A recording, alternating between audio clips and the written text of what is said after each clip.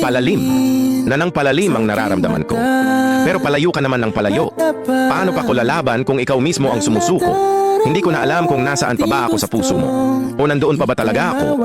Ang sakit lang isipin na habang pinipili kita, matagal ka na palang may piniling iba. Tungtong-tungtong sa una lang pala masaya. Akala mo tungtong-tong sahur?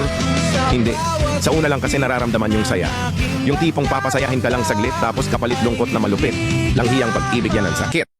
Bombombini di pinili. Anong akala mo? Bombombini Dusin? Bakyo di ka pinili gago, ikaw kasi magkaibigan na kayo. Umamin ka pa talagang hinayupak ka. Nasa iyo na pinatalo mo pa? Ayan, hahaha. Maga masasayang araw nyo na wilang.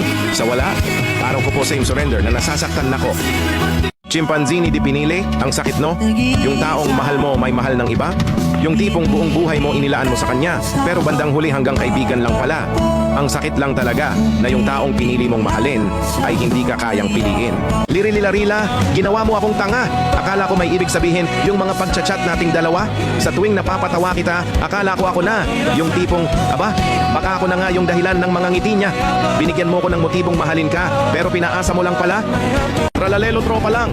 Akala mo tralalero tralala, pero tropa ka lang pala. Gago, akala ko may something na tayo eh. Akala ko pag chinat mo ako ng ingat ka ha. May ibig sabihin, tangina pala, sa OP lang pala nang magtropa yon. Tangina, araw-araw kong pinipigilan sabihin na mahal kita. Tapos bigla mo lang akong katandaaran ng mahal din kita. Bilang tropa. Anong bilang tropa? Tropa mukha mo. Ayoko masira friendship natin. Eh putang ina, sira na nga eh. Tangina ang gulo mo.